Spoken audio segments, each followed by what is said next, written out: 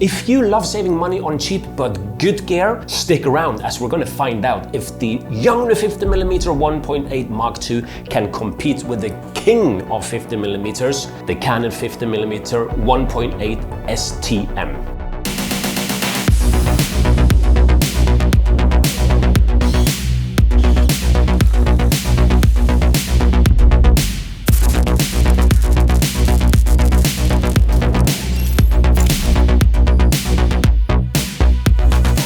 Before we dive into the battle of the 50mm 1.8 lenses, instead of breaking the rhythm during the video, let me quickly tell you about today's sponsor, Artlist. Artlist is where I get all my music and sound effects from, and I've been using Artlist for 3 years now. Their library is growing on a daily basis, sound effects as well. They have all the categories you need: pop, rock, electronic. If you want to have the same music as I do, click the link below, and if you sign up to their service, you're gonna get 2 months for free at no extra cost for you, thanks to our friends in Artlist. Let's dive into the battle between these 50mm lenses.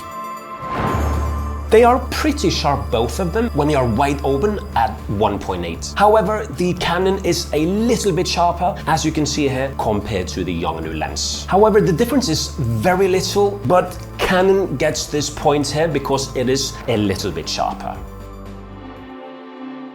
When it comes to the color you get from these two lenses, they are pretty similar. However, there are differences there as well. The Canon has a more chromatic aberration. So if there's a big contrast in your image, you do see that there's a green tone or a purple tone in that contrast. And the cheaper Yongnuo lens hasn't got as much chromatic aberration as the Canon lens, which is a little bit surprising as the Canon is more expensive. But what surprised me more here, it seems like the Yongnuo might be closer to like a 1.7. I know it's not, but once you compare them, you can see that the Yongnuo is even brighter than the more expensive Canon lens. On the flip side, Yongnuo has more vignetting, but that is only if you use the lenses on a full frame camera. If you use them on a cropped sense camera, the image will be cropped by 1.6, so the 50mm become an 80mm, where you have no vignetting. So it's actually in this category a draw, which surprised me a lot.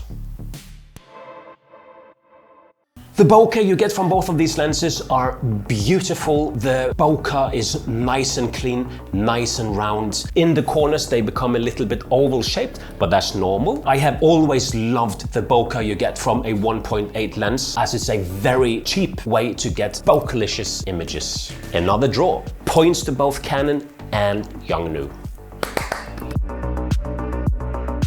Both of them are relatively small and they have both metal mounts, which make them a little bit more durable if the mount is only plastic, like the Mark II version of the Canon or the Mark I version from Yongnuo. However, the plastic used in the lenses, they are still plastic, is a quite big difference. The Canon seems to be a little bit more expensive plastic, while the Yongnuo feels quite cheap. But one important difference here is the focusing system that they have used. The Canon uses a focus by wire system, meaning that you can turn and turn and turn the focus ring and it will never stop. The Yongnuo has a mechanical focus, meaning that you will have a hard stop, which is useful if you are doing video because the focus will always be the same, no matter how fast or how slow you turn it. While the focusing on the Canon STM, if you turn it fast, it's going to be very different to if you turn it slow. So not a big difference in build quality. However, I have to give the point to Canon because it's a better build quality than the Yongnuo.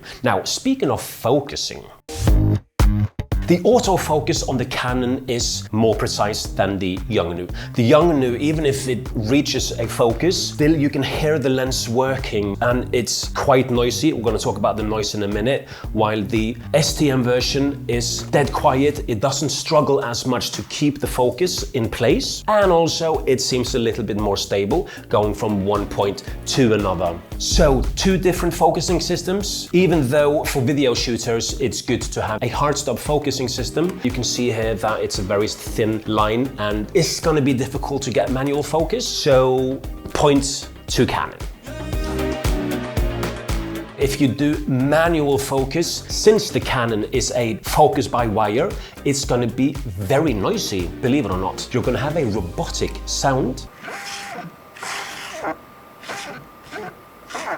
while on the Yongnuo it's dead quiet, more or less.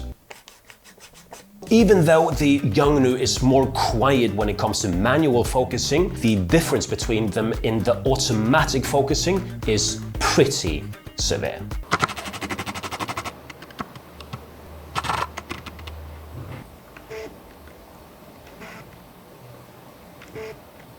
As you can hear, the Canon is dead quiet, which is very important if you're going to shoot a wedding or an interview or something where the camera might pick up the sound. If that's important for you, there's no doubt that you have to go for the Canon, as the Yongnuo is pretty noisy. However, not as noisy as the Mark I version.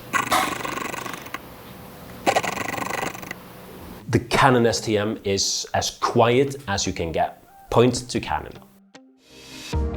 Should you save 30% and go for the Yongnuo version, or pay more to get the Canon lens? The Canon, when it came out, was about $130. Now I have seen it as low as on Amazon, $99. On B&H, I have seen the Yongnuo 1.8 Mark II for $89, which is very cheap. However, on B&H, they sell the Canon for $125. So theoretically, the Yongnuo should be 30% cheaper, but after investigating a little bit, they're almost the same price. Check out the prices in your area as well.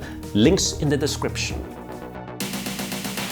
So, Canon has more points in this test that we have done. However, it was not that big difference compared to, for example, the Canon STM and the Yongnuo Mark I version. Canon was a much better lens. If you have an image from Yongnuo and Canon next to each other, I don't think that you would see the difference. If the price is more or less the same in the area that you are living, I would go for the Canon STM version. However, if there is a huge price gap between the Canon and the Yongnuo, you are good to go, you're safe if you are choosing the Yongnuo 50mm 1.8 Mark II as well. And if you choose to go for the Yongnuo, keep in mind that it is actually a little bit brighter than the Canon version, which is like a added bonus if you like. And remember to go for the Mark II version, look for the red line. It also comes in white, because it is much better than the Mark I version. What should you do if you own the Mark II version of the Canon or the Mark I version from Yongnuo? Should you upgrade?